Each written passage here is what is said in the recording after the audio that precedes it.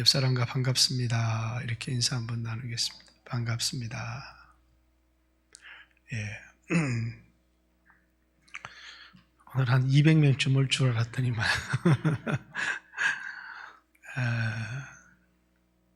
영적인 좋은 습관이 조금 익숙해지는데 반복해야 될 횟수가 27회에서 28회라고 합니다. 그러니까 영적인 좋은 습관을 만드는데 27번, 28번 정도 한 번 할 때마다 또 결심해서 하고 한 번 할 때마다 또 결심해서 하고 결심하지 않으면 우리 육신이 익숙해지지 않는 거죠. 그래서 오늘 철야 예배 가야 되겠다. 오늘 새벽 예배 해야 되겠다. 오늘 힘들어도 기도 생활을 해야 되겠다. 이렇게 해서 정해서 영적 습관을 만드는데 익숙해지는 게 아니라 조금 길들여지는데 27번, 28번의 결단이 필요하대요. 그런데 아주 육신적인 습관 있잖아요. 나쁜 습관은 그냥 3번 딱 하고 나면 처음에는 조금 내가 옛날에 하던 건데 안 하면 조금 어색하잖아요. 근데 딱 3번 하면 아주 익숙해진다고 합니다. 그래서 성도들이 3번 주일 빠지면 그 다음부터는 전혀 불편함이 없대요. 이렇게 참 무섭죠.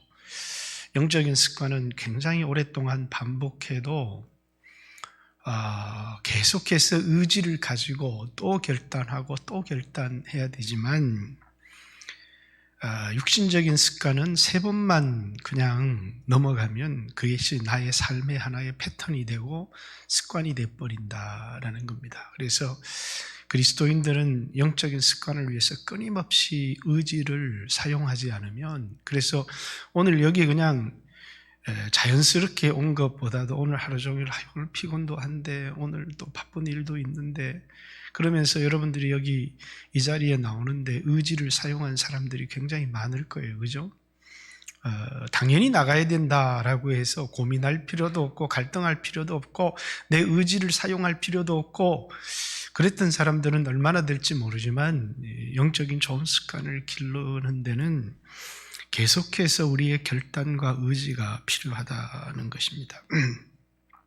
시편 27편은 우리가 늘 이 4절의 말씀 때문에 이 4절 원띵, 내가 하나님께 구한 한 가지 이 원띵 때문에 27편 이 전체의 메시지가 가려질 때가 굉장히 많이 있습니다. 사실은 주일 중에 한 번 이 성전을 사모하는 성전에 올라가는 노래, 이걸 한번 설교를 하고 싶다 해서 성경에는 이제 불가피한 상황 가운데 성전을 떠날 수밖에 없었던 사람들이 먼 곳에서 성전을 그리워하며 불렀던 많은 노래들이 있습니다. 특별히 시편에는 그것이 굉장히 많이 나와 있고 또 이제 성전에 올라가는 노래라는 제목으로 한 챕터를 이루기도 합니다. 120편부터 134편까지의 노래가 또 그 노래이기도 하고요. 또 그런 챕터뿐만 아니라 성경 곳곳에 그런 내용들이 참 많이 있죠. 그런데 이제 우리는 그것을 원띵이라고, 그들이 하나님을 원했다. 사실은 성경 본문 속에서는 하나님을 원한 게 아니고 이제 성전에 가기를 원했습니다. 왜 성전에 그토록 가기를 원했느냐면 하나님은 세상 어디에도 충만하게 거하시지만 그러나 이제 구약에는 성전이라고 하는 특별한 장소의 의미가 뭐냐면 쉐키나의 영광이 나타나는 곳이었습니다. 그래서 이제 출애굽기 40장에도 성전을 짓고 뭐대로요? 말씀대로. 그러니까 그것에 하나님의 임재를 나타나는 쉐키나의 영광이 나타났죠. 하나님 여기 계시다라는 것입니다. 그리고 이제 광야에서도 그 성전에 항상 구름 기둥과 불 기둥, 항상 성전에 있었던 거죠. 하나님이 이곳에 계시다라는 것이고, 이제 마지막 회복될 그 성전의 모습도 이제 에스겔서 48장에 보면 여호와께서 여기 계시다 해서 여호와 샴마, 그 성전이라고 하는 것은 하나님이 자신의 임재를 나타내는 곳이었죠. 그래서 구약의 성전은 예루살렘에 있는 솔로몬 성전이었습니다. 그러나 이제 에스겔서 48장에 회복될 성전은 신약의 성도들의 모임이죠. 왜 교회 모임이 왜 이렇게 중요하냐면, 이제 우리 교단 아직까지 총회를 못했어요. 총회장을 못 뽑았어요. 왜냐하면 이제 다른 교단은 헌법이 어떻게 되어 있는지 모르지만, 다른 교단은 이렇게 자유롭게 비대면으로 전화로 이렇게 자신의 의사를 표현할 수 있을지 모르지만, 우리 침례교단은 회중에 모인 사람만 회원으로 인정을 하는 그런 특징을 가지고 있습니다. 왜냐하면 이제 한 사람 한 사람이 중요한 게 아니라 그때 주님이 거기 계시다라는 거죠. 왜 우리를 성전 삼고 주님이 거기 계시다. 그래서 이제 마태복음 18장의 말씀에도 두세 사람이 내 이름으로 모인 그곳에 나도 그들 중에 있느니라 라고 하는 성도들의 모임인 교회가 주님이 자신의 뭘 나타내는요? 임재를 나타내는 중요한 장소라는 겁니다. 고린도전서 3장 16절에도 너희가 하나님의 성전인 것과 또 하나님의 성령이 너희 가운데 계시는 것을 너희가 알지 못하느냐. 너희가 하나님의 성전을 더럽히면 하나님이 너희를 멸하시리라 라고 하는 하나님의 성령이 거하시는 곳, 또 하나님의 임재를 나타내는 곳. 이제 신약에는 성도들의 모임인 교회이고, 이제 구약에는 예루살렘에 있는 성전이었습니다. 그래서 성전이라는 표현은 성도들의 모임이나 구약의 예루살렘 교회에 있었던 성전을 말하는 것이고, 오늘 이 건물은 성전이라는 표현을 쓰지 않죠. 가끔씩 옛날 분들이 성전 이런 표현을 쓰는데, 이건 성전이라는 표현이 맞지 않고 예배 처소라고 해서 예배당이라고 하는, 성전이 아니죠. 예배당입니다. 성전은 성도들의 모임이 성전입니다. 그런데 오늘 본문은 어떤 상황이었는지는 추측할 수가 없어요. 왜냐하면 굉장히 이런 상황을 다윗이 많이 맞이했기 때문에. 그러나 다윗은 예루살렘 성전에서 멀리 떨어져 있었습니다. 그래서 성전에 나가고 싶어도 성전에 갈 수가 없었어요.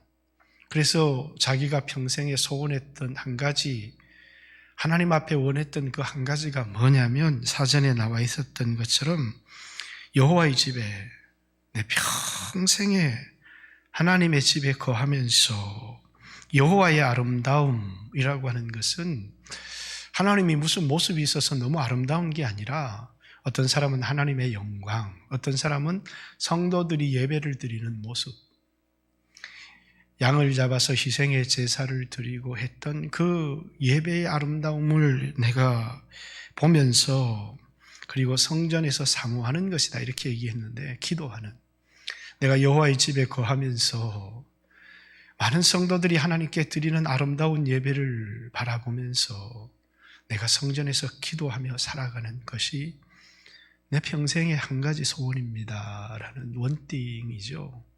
그것은 이제 하나님의 임재를 사모하는, 하나님을 가까이 하고자 하는 마음을 표현한 겁니다. 그런데 이것 하나 때문에 이 한 구절 때문에 시편 27편 전체의 내용을 망각해버리면 안 됩니다. 이제 시편 27편 전체는 그가 어떤 상황에 있었는지 모르지만 굉장히 위급한 상황에 있었습니다. 위급한 상황. 그래서 이제 내가 무서워, 내가 누구를 무서워하겠느냐, 내가 누구를 두려워하겠느냐. 그래서 나는 전혀 두려워하지 않고 오히려 안연할, 태연할 것이다. 이렇게 얘기를 하는 것을 보면 다윗의 마음속에 두려움이 있었을까요? 두려움이 전혀 없었을까요? 예? 우리 찬송 옛날에 그 시편 118장에도 원수들이 나를 죽이려고 하지만 두려움이 전혀 없으니 사람이 내게 어찌할꼬 주는 나를 돕는 자 가운데 계시니, 그런 찬양이 있잖아요. 그죠? 전혀 두려움이 없다는 거예요. 여러분, 믿음이 너무너무 좋으면 어떤 어려운 상황, 원수들에게 둘러싸이고 또 무시무시한 질병 가운데 내가 처하게 되고 내일 먹을 양식이 없어서 가난 가운데, 그런 가운데 있지만 난 걱정이 전혀 없어요, 이런 분들이 있고 나는 전혀 두렵지 않다. 그럼 얼마나 좋겠어요. 근데 여러분, 걱정이 전혀 없다, 난 두려움이 전혀 없다, 그렇게 말하시는 분들 많이 봤죠? 정신적으로 정상적인 사람들이 아니에요.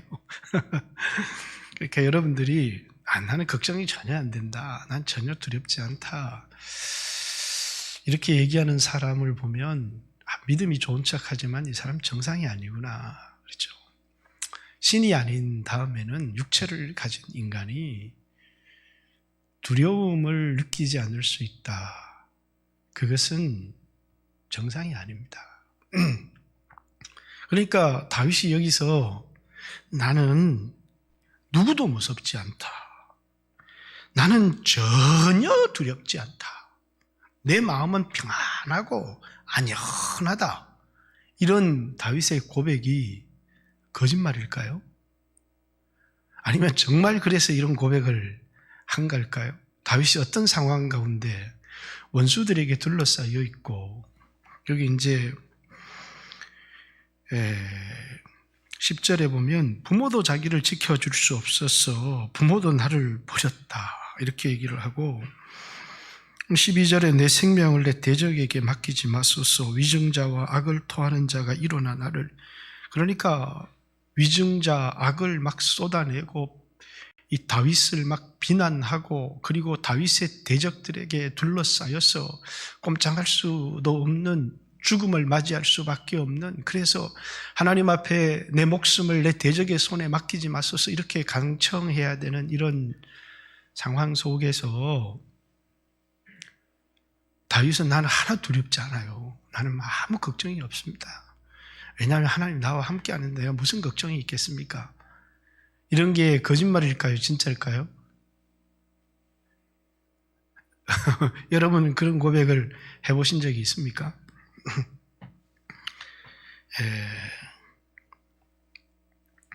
혹시 여러분 인생을 살면서 여러분의 그 인생 가운데 가장 두려웠던 순간, 공포가 나를 엄습했던 그런 순간이 여러분 언제였는지 한번 기억해 보십시오. 여러분의 인생에 가장 두려웠던 순간.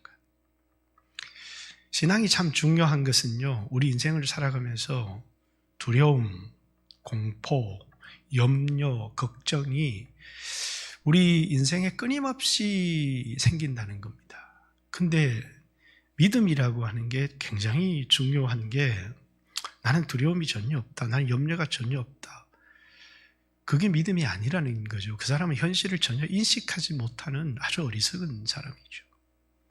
그런데 믿음이 그 두려움과 공포 가운데 있을 때 우리에게 어떤 역할을 하느냐는 대단히 중요하죠. 여러분에게 오늘 젊은이들은 취업할 수 없는 환경이 근심일 수 있고, 또 어떤 사람은 사업의 실패의 그 위기 가운데 놓인 사람도 있을 거고, 어떤 사람은 직장을 잃어버리게 되는 어려움에 처하는 사람도 있을 거고, 어떤 사람은 또 나이가 들다 보니까 이게 암인지 모르겠습니다, 그러면서 이 암 판정을 앞둔 사람도 있을 것이고, 또 어떤 사람은 암 판정을 받았는데 3기입니다, 4기입니다, 이런 가운데 우리 그리스도인들이 다 놓이게 되잖아요. 그죠? 그런 상황들은 나에게 내 평생에 안 만들어지면 좋겠지만 우리 인생 가운데 그런 상황들을 맞이하게 된다는 거예요. 공포스러운 상황, 두려운 상황, 염려의 상황, 걱정에 휩싸이게 되는 이런 상황 가운데 다윗이 도대체 어떻게 믿음으로 대처했는가는, 그렇죠? 다윗의 시는 대부분 이런 패턴으로 돼 있어요. 여러분들 시편을 읽으면서 다윗의 시를 읽을 때마다 신앙의 고백과 기도와 그리고 자신의 확신, 고백, 그가 어떻게 고백하고 있고 그가 어떤 상황에서 어떻게 고백하고 있는지, 그리고 그가 어떤 기도를 드리고 있는지, 그가 어떤 그 기도 속에서 확신을 얻게 되었는지, 대부분 다윗의 그 시편의 패턴입니다. 그렇듯이 오늘 여러분도 이 염려든지 두려움이든지, 그래서 인간에게 가장 큰 두려움을 주는 건 첫 번째 가난이라고 합니다. 또 그보다 더 두려운 게 전쟁, 또 두려운 게 실패, 그리고 가장 두려운 게 죽음이라고 해요. 다윗은 죽음이라는 단어가 나오죠. 죽음의 위기 가운데 있었어요. 전쟁, 그죠? 최소한 인생에 있어서 가장 두려운 문제 앞에 다윗은 직면해 있었다라는 사실을 알 수 있습니다. 자, 오늘 여러분들이 여러분의 인생을 돌아보면서 내 인생에 가장 두려웠던 때가 언제였나? 그게 지금인 때가 있습니까? 내가 지금까지 살아오면서 지금 이 순간이 가장 두렵다. 내 인생에 가장 큰 위기를 만났다. 그럼 오늘 이 시편을 여러분이 유의 있게 좀 살펴보았으면 좋겠다, 그런 생각이 듭니다.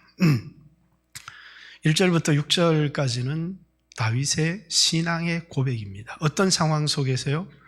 죽음의 상황 속에서, 전쟁의 위기 속에서 그가 뭐라고 고백하고 있는가라고 하는 고백.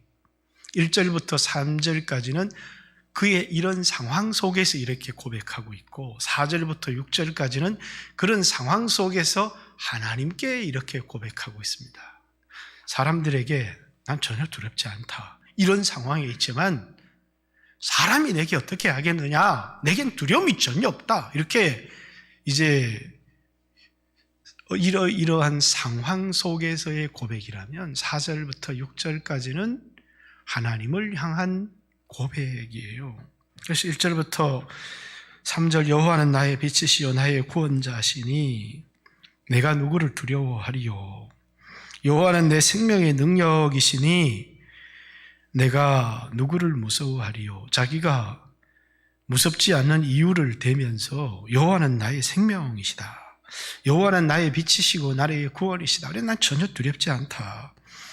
악인들이 내 살을 먹으려고 내게 왔으나, 요즘 새 성경에는 왔으나라고 번역하지 않아요. 과거형으로 번역했는데 요즘 성경에는 새롭게 이렇게 읽기 쉽게 만들어진 성경에는 미래형으로 번역되어 있어요. 악인들이 내 살을 먹으려고 내게로 올 것이다. 그러나 나의 대적들, 나의 원수들이 그들은 실족하여 넘어졌도다. 그 말은 그들은 나를 죽이려고 오지만 그들의 계획은 성공하지 못하고 그들은 실패하고 말 것이다 라고 이렇게 얘기하는 거죠. 그래서 그들은 넘어졌도다, 이미 지나가고 난 다음에 하는 고백이 아니고 지금 이제 일어날 일들에 대하여 원수들이 앞으로 나를 죽이려고 올 것이지만 그러나 나를 죽이는 게 아니라 그들이 넘어지고 말 것이다 라고 하는 얘기를 하고 있고, 군대가 나를 대적하여 진칠지라도, 자기를 둘러쌌다는 거예요. 내 마음이 두렵지 아니하며 전쟁이 일어나 나를 치려할지라도 나는 여전히 평안할 때나 군대에 둘러싸여 있을 때나 또 전쟁이 일어났을 때나 나는 태연하다. 전혀 내 마음을 흔들 수가 없다. 왜? 여호와가 나의 구원의 빛이시고 나의 생명이시니까. 여러분 그렇습니까? 여러분 그렇습니까? 다윗하고 여러분하고 믿음이 달라서요? 다윗은 정말 이렇게 아무런 걱정이 없었는데 나 왜 이렇게 염려가 많고 나는 왜 이렇게 두려움이 많고 나는 왜 이렇게 걱정이 많을까? 다윗은 너무너무 두려워서 이렇게 말한 거예요. 두렵지 않아서 그런 게 아니고, 그래서 신앙이라는 건 두려움을 느끼지 않는 게 아니고 가난도 전쟁도 질병도 겪게 되지만 믿음으로 반응하지 못하는 사람은 그 두려움의 노예가 돼버려요. 이기고 지고 하는 것은 두려움을 느끼느냐 느끼지 않느냐의 문제가 아니고 두려움의 노예가 되어버리는지 아니면 그 두려움을 최소화시키든지 아니면 그 두려움을 내가 다룰 수 있든지. 그래서 그 두려움이 찾아오지만 두려움에 사로잡히지 않는 신앙, 이게 믿음이에요. 그래서 우리에게 가장 중요한 건 우리를 엄습해오는 어마어마한 위기들이 있어요. 근데 거기 어떤 사람은 사로잡혀서 꼼짝을 못하는 사람이 있고 어떤 사람은 그것이 자기에게 엄습해오지만 그 위기의 노예가 되지 않는다는 거예요. 왜? 하나님은 내가 오늘 겪고 있는 이 위기보다도 훨씬 더 큰 분이시다. 그래서 하나님이 나의 도움이시기 때문에 나는 결국은 이 위기 가운데 엎어지고 쓰러질 사람이 아니고 이 위기 가운데 연단을 받았어. 이 위기를 넘어설 사람이다. 왜? 나는 하나님의 사람이기 때문에 라고 하는 그런 확신 때문에 두려움이 없는 게 아니죠. 그렇지만 자기가 처한 환경 가운데 두려움에 사로잡히지 않는 것, 두려움을 극복하고 그 두려움을 넘어서게 하는 게 용기이고 믿음이지, 믿음에서 나오는 용기이지, 담대함이지 두려움을 전혀 느끼지 않는 게 아니에요. 그럼 왜 다윗은 이런 거짓말을 할까? 나는 전혀 두렵지 않습니다. 사람이 나에게 어떻게 하겠습니까? 전쟁이 일어나도 대적이 나를 막 둘러 진쳐도 나는 막 태연합니다. 이 다윗의 거짓말인지 아니면 다윗의 신앙의 고백인지. 여러분, 거짓말과 신앙의 고백은 차이가 있어요. 어떤 사람은 이걸 들으면서 다윗은 믿음이 너무너무 좋았는데, 그래서 어떤 사람들이 나는 공산당이 와도 난 목숨을 잃어버려도 난 신앙을 지킬 거다 이렇게 얘기하잖아요. 막상 그런 상황이 되면 그렇지 못할 때가 많아요. 그렇지만 그걸 뭐라고요? 아니, 거짓말하고 있네 이렇게 듣는 게 아니고 이 사람의 신앙 고백이다 이렇게 들으면 됩니다. 뭐라고요? 신앙의 고백. 신앙의 고백. 여러분들은 어려운 상황 속에서 어떤 신앙의 고백을 할 수 있는지, 그래서 위기를 처하면 이 사람이 믿음이 있는지 없는지를 그의 말을 통해서 드러내는데 막 열심도 있고 막 이런데 위기를 처하게 되면 느끼는 대로 말하는 사람이 있어요. 뭐대로 말한다고요? 느끼는 대로 말하는 사람. 느끼는 대로 말하는 사람과 믿는 대로 말하는 사람은 결과가 전혀 달라요. 자, 느끼는 건 너무너무 두려워. 그건 뭐예요? 느낌이죠. 무슨 말인지 알겠습니까? 그러나 내가 믿는 것과 느끼는 것이 일치할 수 있지만 다를 수 있어요. 그래서 성경에는 수없는 사람들이 너무너무 두려움을 느꼈지만 그 느끼는 대로 말하는 것이 아니라 자신의 그 속에서 신앙의 고백을 했다는 거예요. 믿고 있는 대로 말했다는 거예요. 신앙은 느끼는 대로 말하는 게 아니라 자신의 마음에 믿는 대로 지금 너무너무 두렵지만 하나님 난 두렵지 않아요. 이렇게. 왜? 느끼는 대로 말하는 것과 믿는 대로 말하는 것은 그리고 그렇게 말해놓고 끝나면 그게 아니고 그 다음에 뭡니까? 하나님 앞에 엎드려서 기도하는 거예요. 주님, 저는 이런 신앙의 고백을 갖고 있습니다. 그리고 이 신앙의 고백대로 되게 해주세요라고 이제 7절부터 간절히 기도하는 거예요. 그죠? 그래서 성도들을 이렇게 삶을 이렇게 들여다보면 어려움이 오면 막 견디지 못해서 불신앙의 말을 막 쏟아내요. 그 말은 대단히 중요한 거예요. 내가 막 안 믿어지고 걱정이 되고 막 두렵고 이래도 그 말을 막 쏟아내는, 느껴지는 대로 막 쏟아내면 그 쏟아내는 말대로 자기에게 그대로 막 성취되어져 버리는 거예요. 네가 말했으니까 네가 말한 대로 이루어지겠다는 거죠. 그런데 그 속에서 뭐라고요? 내가 느끼는 대로 말하는 게 아니고 내가 지금까지 성경을 배우고 알고 있는 마음속으로 믿었던 대로 말한다는 거예요. 그것을 성경에서는 믿음이라고 말해요. 다윗은 두려움을 안 느껴서 이런 말을 한 게 아니고 너무너무 두려워서 오줌을 쌀 지경이에요. 너무너무 두려우니까. 그런데 두려움에 사로잡혀서 말하는 게 아니고 그 말은 뭐대로 하더라고요? 믿음대로 하는 거예요. 여러분, 교회 안에서도 신앙생활을 할 때 여러 복잡한 상황을 교회에서 성도들이 맞이하게 되는데 그 성도들의 삶을 들여다보면 감정대로 말하는 사람들이 있어요. 막 감정대로. 그런데 말은 감정대로 할 수도 있지만 믿음대로 하는 게 너무너무 중요한 거거든요. 감정대로 하는 게 아니라 믿음대로. 왜 이게 거짓이 아니냐면 성경에는 예전 찬송이 이제 스태포드라고 하는 사람이 지은, 제가 이제 젊었을 때 많이 혼자 불렀던 내 평생에 가는 길 순탄하여 늘 잔잔한 간 같든지 큰 풍파로 무섭고 어렵든지 나의 영혼은 늘 편하다. 이 찬양 누가 지은 거라고요? 스태포드라고 하는 미국의 어마어마한 자선가였고 변호사예요. 그런데 어느 날 사업이 다 망해버렸어요. 딸 셋과 아내를 유럽 여행을 보냈는데 소식이 날아오는 거예요. 자신의 사업이 다 망했어. 가지고 있었던 모든 주식이 휴지가 되어버렸다고.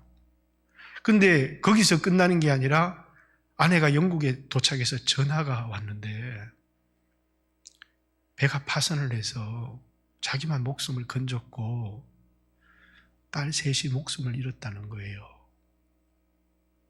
그 소식을 듣고 지은 찬송시예요. 그러면 돈 다 잃어버리고 사랑하는 사람 다 잃어버렸는데 내 영혼은 평안하다. 여러분, 이거 진실한 고백이에요. 느끼는 대로 한 진실한 고백이에요. 아니면 믿음으로 고백한 거예요. 이건 자기의 느낌, 자신의 느낌대로 고백했다면 이건 정신병자죠. 세 딸을 잃고 모든 재산을 잃고 난 너무 행복해요, 난 평안해, 이렇게 얘기하면 그 미친놈 아닙니까? 그런데 이 고백은 신앙으로 고백한 거라는 거예요. 신앙으로, 믿음으로. 그러니까 여러분, 우리에게 너무 중요한 게 이 말이고 찬양이에요. 느끼는 것대로 말해버리면 그 말이 씨가 되어서 그게 자기를 지배해버려요. 그 분노의 지배, 그 두려움의 지배되어서 그 염려에 사로잡혀서 묶여버리게 되거든요. 근데 믿음의 사람들은 그렇게 안 했다는 거예요. 느끼는 대로 말하는 게 아니라 믿는 대로 말했어요. 이동원 목사님도 이번에 둘째 사랑하는 아들을 잃고 그 이유를 알 수 없지만 하나님 찬양하는, 아직도 내 아들을 데려가신 이유를 지금도 알 수 없지만 영원히 알 수 없다. 나는 알 수 없을 것이다.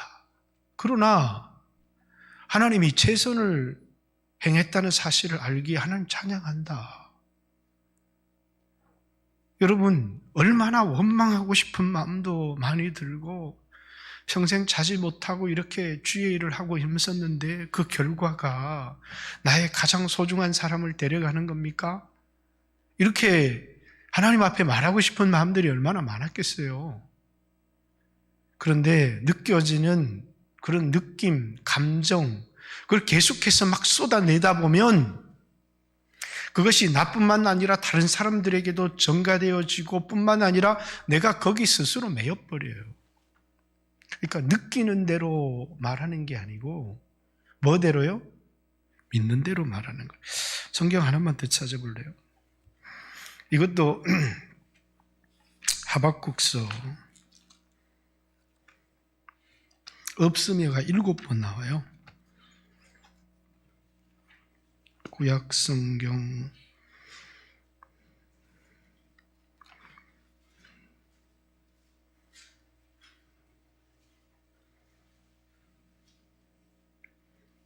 몇 장입니까? 요즘 눈이 어두워가지고 잘 보이지가 않아요. 3장 16절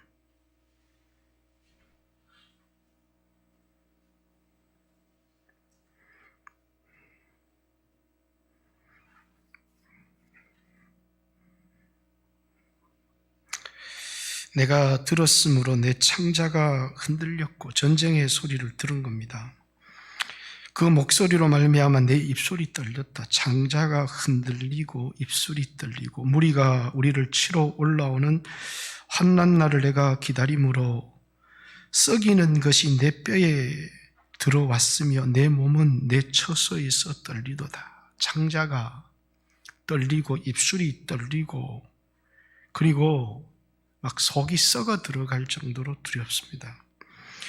그리고 17절 무화과 나무가 무성치 못하고 포도나무에 열매가 없고 감람나무에 소출이 없고 밭에 먹을 것 없고 우리의 양 없고 외양간에 소가 없다. 없다 해서 끝나는 게 아니라 전쟁의 소문이 자기를 두렵게 하고 떨리게 하고 그런데 이런 상황 속에서 고백은 이렇게 해요. 나는 여호와로 말미암아 즐거워하며 나의 구원의 하나님으로 말미암아 기뻐하리로다. 이렇게 그러면서 신앙의 고백, 주 여호와는 나의 힘이시라. 나의 발을 사슴과 같게 하시며 나를 높은 곳으로 다니게 하시리로다. 높은 곳은 원수를 내려다보고 자신의 원수를 비웃을 수 있는 높은 자리를 하나님이 말씀하시는 겁니다. 자, 가진 게 아무것도 없고 전쟁이 자기를 너무너무 두렵게 하는데 나는 여호와로 말미암아 즐거워하고 기뻐하겠다. 왜? 여호와는 나의 힘이시니까. 그 하나님이 나를 사슴과 같이 높은 곳에 다니게 하실 것이다. 이렇게 고백하는 거예요. 그래서 옛날에 무화과 나무 잎이 마르고 그런 찬양이 있잖아요. 열매가 없으며 그런 찬양. 그러나 난 여호와로 인하여 기뻐하고 난 즐거워하겠다. 그분이 나의 힘이시다. 그분이 나를 높은 곳에 다니게 하실 것이다. 이게 뭐예요? 고백이에요. 고백. 우리의 믿음의 고백. 다윗도 난 전혀 두려워하지 않는다. 왜? 사람이 나에게 어찌하겠느냐? 여호와가 내 편이시고 여호와가 나의 구원의 빛이시고 생명인데 누가 나를 손댈 수 있겠느냐? 이러면서 느껴지는 것을 말하는 것이 아니고 그의 믿음을 고백하더라는 겁니다. 그래서 오늘 여러분과 저도 1절부터 3절까지의 그의 고백,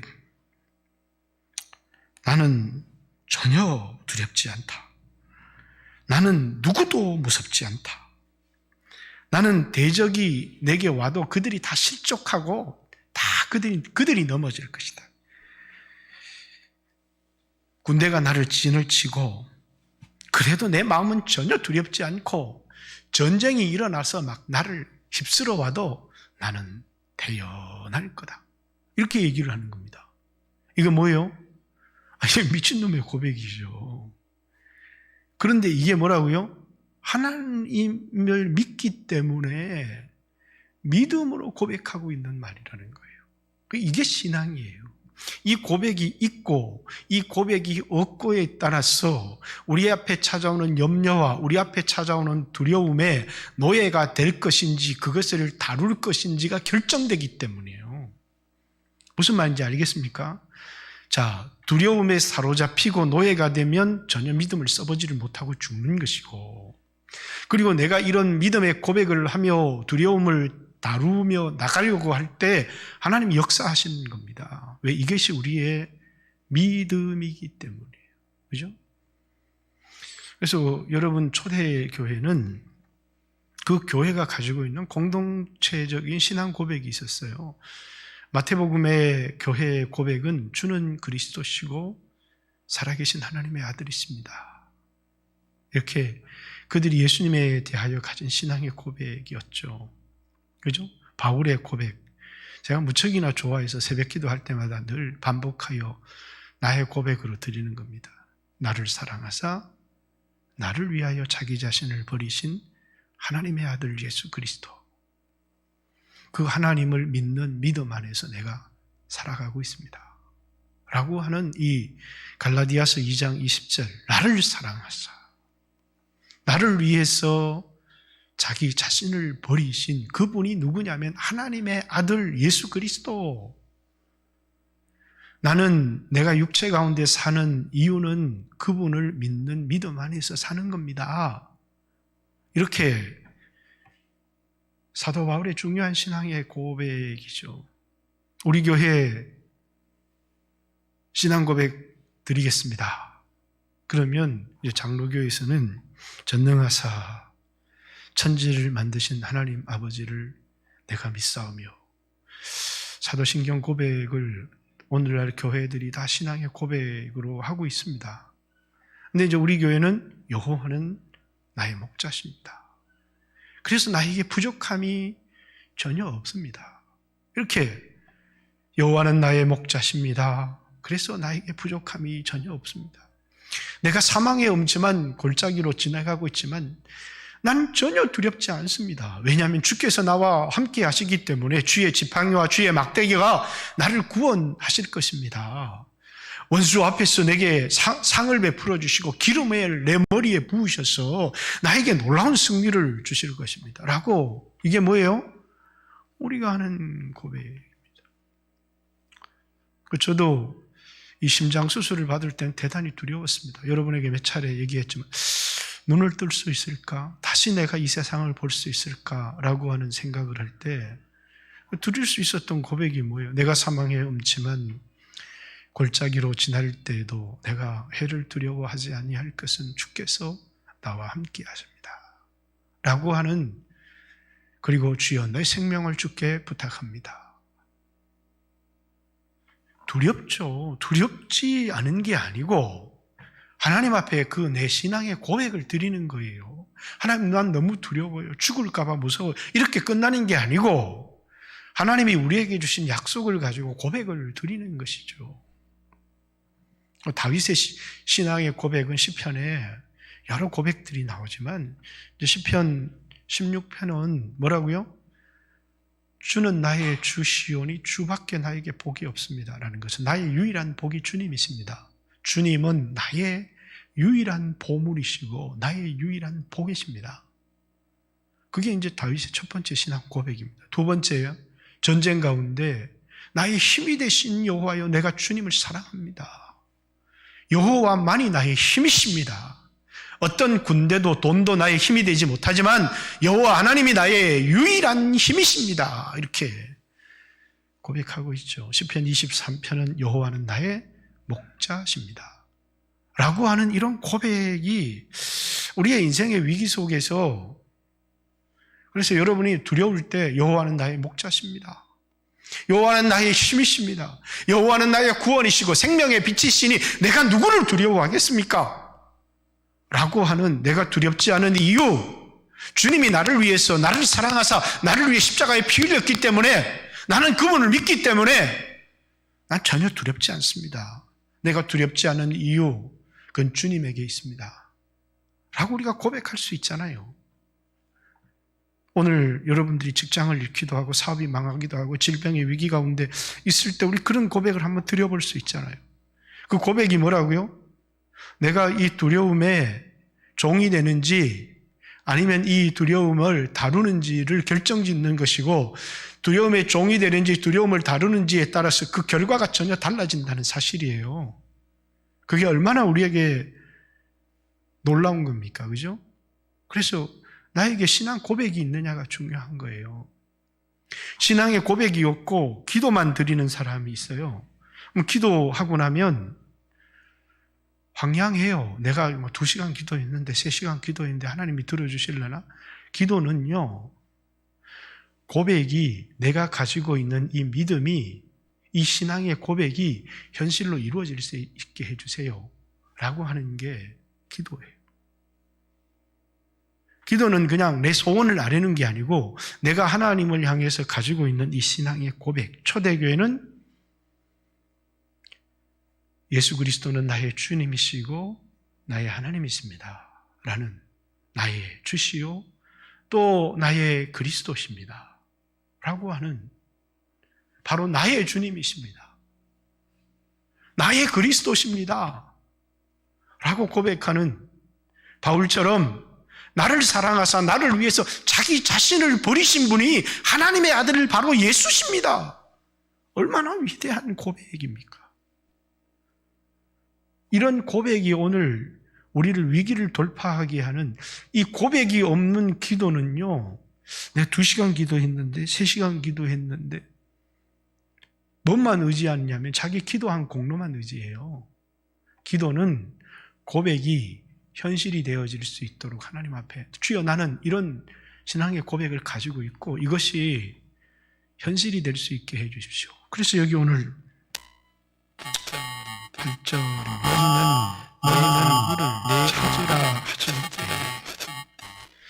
너희는 내 얼굴을 찾아라. 하나님께서 기도하라 이렇게 명령할 때에 내 마음으로 주께 말하되 여호와여 내가 주의 얼굴을 찾겠습니다. 하나님을 가까이 해라 이렇게 말할 때 내 마음이 가까이 한다고 결과가 달라지나? 기도한다고 내 상황이 바뀌나? 이러면서 의심하는 게 아니라, 주님이 주의 종을 통해서 하든지 여러분들이 좀 기도를 해야 될 텐데, 그럴 때 그런 어떤 주님의 요구가 들려올 때 내가 마음으로 내가 기도하겠습니다. 그러면서 뭐 했다는 거예요? 주님에게 순종했다는 거예요. 너희는 내 얼굴을 찾으라. 너희는 하나님을 가까이 하라. 너희는 기도하라. 그렇게 하나님의 음성이 들려올 때 내가 마음으로 주의 얼굴을 찾겠습니다. 하나님을 가까이 하겠습니다. 기도하겠습니다. 회개하겠습니다. 이렇게 순종하더라는 거죠. 우리는 이런 음성이 들려오는데 뭐라고요? 기도한다고 뭐 바뀌어? 그리고 순종을 안 하는 거예요. 아니, 하나님 가까이 한다고 마음의 위안이 될지 모르지만 뭐 결과가 바뀌어질까? 그 고백을 가지고 이제 7절부터 여호와여 내가 소리를 내어 부르짖을 때 들으시고 또한 나를 긍휼히 여기사 응답하소서. 내 얼굴을 찾으라 하실 때, 주께서 그렇게 내게 말할 때 여호와여 내가 주의 얼굴을 찾으리이다, 순종하겠습니다 이렇게 했다는 거예요. 주의 얼굴을 내게서 숨기지 마시고 주의 종을 놓아여 버리지 마소서. 주는 나의 도움이 되셨습니다. 나의 구원의 하나님이요. 앞에 신앙의 고백이 뭐냐면 주는 나의 구원이시고 주는 나의 도움이시니 내가 누구도 두려워하지 않겠다라고 고백한 그것을, 하나님 앞에 주는 나의 구원이시오 나의 도움이시니 주여 나를 버리지 마시고 주여 나를 떠나지 말아주세요, 이렇게 그 고백을 기도로 연결하고 있는 것이죠. 근데 이제 안타까운 건 그거예요. 이 고백을 갖고 있지 못하는, 기도는 하는데 이 고백을 갖고 있지 못하는, 그래서 막상 내 인생에 어려움이 오면 이 말씀, 신앙의 고백을 사용을 안 하는 거예요. 느끼는 대로 막 불신앙의 말을 막 쏟아내버리는 거예요. 그러면 그냥 불신앙의 말을 쏟아내는 것과 믿음의 말을 하는 것은 차이가 뭐냐면, 불신앙의 말을 막 쏟아내면 자기가 그 상황이 더 커지고 그 두려움에 사로잡혀 버려요. 두려움이 느껴지지 않는 게 아니에요.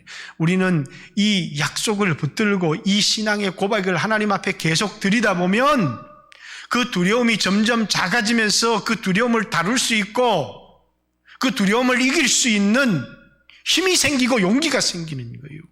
그래서 마지막에 어떤 10절에 보면 내 부모가 나를 버렸으니, 이 표현을 두고 어떤 사람은 사울이 다윗을 죽이려고 하는, 그래서 부모도 다윗을 지켜줄 수 없고 고발할 수밖에 없는 그런 상황이었다. 그러나 여호와는 나를 영접하실 것입니다. 어떤 상황을 추정하는 말이지만 다윗은 그만큼 급박했다는 거예요. 그런데 이제 13절, 14절, 내가 산자들의 땅에서 여호와의 선하심을 보게 될 줄을 확실히 믿었도다. 내가 산자들의 땅에서 라는 말은 주여 내가 살 것을 확신합니다 라는 겁니다. 이렇게 원수들이 나를 죽이려고 하지만 나는 살 것을 확신합니다. 나는 죽지 않을 것을 믿습니다. 나는 이 병에서 놓이게 될 줄을 확신합니다. 나는 사업이 어려움을 당해도 하나님이 도우실 줄을 확신합니다. 왜? 하나님의 선하심, 어떤 성경엔 은혜, 내가 결국은 하나님의 은혜를 경험하게 될 것입니다. 내가 자격이 없지만 하나님이 나에게 은혜를 주실 것이기 때문에, 그렇기 때문에 내가 살 것을 확실히 믿습니다. 이렇게 얘기를 하는 거죠. 왜? 이거는 기도의 응답, 이래서 이것을 확신이라고 표현하기도 하고, 어떤 사람은 기도의 응답 이렇게 표현하기도 합니다. 기도의 응답은 환경이 안정되는 게 기도의 응답이 아니라, 기도의 응답은 어디에서부터요? 마음에서부터. 뭐가? 두려움이 다루어져 버리는 거예요. 내 안에 뭐가요? 확신이 생기니까. 하나님이 도울 것에 대한 막 확신이. 그래서 조영기 목사님도 기도의 응답은 뭡니까? 확신이 생기면 두려워하지 마라. 왜? 그건 이미 응답을 받은 것이다. 시간이 해결해 줄 뿐이라는 거죠. 시간이 가면 모든 것이 해결되게 돼 있다는 거예요. 왜? 하나님이 이미 응답하셨기 때문이죠. 하나님이 이미 응답한 것은 마음의 확신을 통해서 온다는 거예요. 그래서 이 다윗은 내가 산자들의 땅에서 여호와의 은혜를 보게 될 것을 나는 확신한다, 그 말이에요. 14절, 너는 여호와를 기다릴지어다. 이제는 뭘 가졌어요? 기도 응답을 가졌고 이제는 그것이 이루어지기만을 기다린다. 어떤 마음으로요? 두려움에 쫄아서 기다리는 게 아니라 강하고 담대하며 여호와를 기다릴지라. 이제는 전혀 두려움이 없이 하나님을 기다리고 있다. 하나님의 구원을 기다리고 있다. 이렇게 말하는 것입니다. 이 세상에서 제일 두려운 게 전쟁이고 이 세상에서 제일 재미있는 게 전쟁입니다. 여러분, 오락 중에 제일 많은 게 뭐예요? 전쟁 오락이 제일 많아요. 왜 제일 재밌을까요? 나는 안 죽으니까. 전쟁을 하는데 내가 죽을 거다. 내가 죽을 수도 있다. 그럼 두려운 겁니다. 근데 뭐라고요? 이 전쟁에 난 절대로 안 죽어. 그러면 전쟁보다 더 신나고 재밌는 게 없다는 거예요. 그래서 여러분, 젊은이들의 모든 게임 오락은 전쟁이에요. 아니, 그 두렵고 무서운 게 뭐가 재미있습니까? 그런데 나는 안 죽어요. 수없이 죽이지만 나는 안 죽으니까 너무너무 그 게임이 재밌는 겁니다. 다윗은 전쟁 가운데 휩싸여 있습니다. 그런데 두려움이 사라지면서 확신이 온 겁니다. 나는 안 죽을 거야. 난 이 전쟁에 이길 건데 뭐. 라고 하는 확신에 사로잡히는 겁니다. 결국은 두려움이 엄습해왔지만 그는 신앙의 고백과 기도로 그 두려움을 다루는 사람이 된 거예요. 이게 신앙입니다. 신앙은 우리에게 문제가 안 오는 게 신앙이 아니에요. 문제가 옵니다. 그러나 그 문제 가운데 사로잡히고 두려움에 매이고 염려에 매이면 그래서 끊임없이 불신앙의 말을 쏟아내는 사람들과 불평의 말을 쏟아내는 사람들과 교회 안에서도 막 불편한 심기를 쏟아내는 사람들과 그 속에서 믿음의 말을 하는 사람의 결과는 전혀 다르다는 거예요. 그래서 어떤 사람은 이거 순 거짓말이네 이렇게 말할 수 있지만 거짓말이 아니고 뭘 고백한 거예요? 난 전혀 두렵지 않습니다. 사람이 감히 나에게 어떻게 하겠습니까? 하나님이 내 편이신데, 하나님이 나의 구원이시고, 하나님이 나의 도움이시고, 하나님이 나의 생명의 빛이신데, 누구를 내가 두려워하겠느냐? 근데 뭐예요? 마음은, 느낌은 너무 두려워서 믿음으로 하는 말이에요. 믿음으로. 우리에게는 이런 믿음의 말들이, 이런 믿음의 고백들이 필요한 겁니다. 그래서 하나님이 나를 도우실 겁니다. 하나님이 나를 도우실 겁니다. 막 너무 두려운데 100번만 하면 어느 순간에 그 말이 현실이 된 것처럼 내게 힘이 돼요. 그죠? 그래서 사실은 아까 오늘 지금 너무너무 두려운 사람 손 한번 들어보라고 해서 서서 사람이 내게 어떻게 하겠습니까? 나에겐 두려움이 조금도 없습니다. 이렇게 100번만 한번 고백해보라고 얘기를 하려고. 나에겐 두려움이 전혀 없습니다. 나에겐 두려움이 전혀 없습니다. 전쟁이 와도 나는 전혀 두렵지 않습니다. 수없는 대적이 나를 둘러 진쳐도 나는 전혀 두려워 아니할 겁니다. 이런 두렵지 않은 게 아니라 두렵지만 믿음으로 그렇게 고백하라는 겁니다. 믿음으로 그렇게 고백하고 그리고 그 고백대로 하나님이 이루어지세요. 내가 죄를 지었고 내가 정말 하나님 앞에 너무나 부족해서 그 죄 때문에 내가 거꾸러지고 내가 멸망할까 너무너무 두렵습니다. 하나님 앞에 그렇게 기도할 수 있죠. 주여 주는 나의 도움이시니 주여 나를 도와주소서. 그 기도 가운데 뭡니까? 성령이 주시는 확신이 내가 산자들의 땅에서 주의 은혜를 보게 될 것이다 라고 하는 확신에 차서 고백하게 되는 것입니다. 그러면서 여호와를 기다릴지어다. 어떤 자세로 두려움에 사로잡혀서가 아니라 강하고 담대하게 여호와를 기다릴지라 이렇게 고백하는 것을 볼 수 있죠. 오늘 여러분과 저도 병도 가난도 실직도 실패도 우리에게 찾아올 수 있고 교회 안의 인간관계의 아픔도 고통도 우리에게 찾아올 수 있지만 감정대로 느낌으로 말하지 말고 믿음으로 고백하고 그 믿음대로 이루어질 수 있도록 기도하고 하나님이 주시는 확신을 경험하고 놀라운 승리를 경험하는 귀한 성도들 되시기를 주님의 이름으로 축복합니다.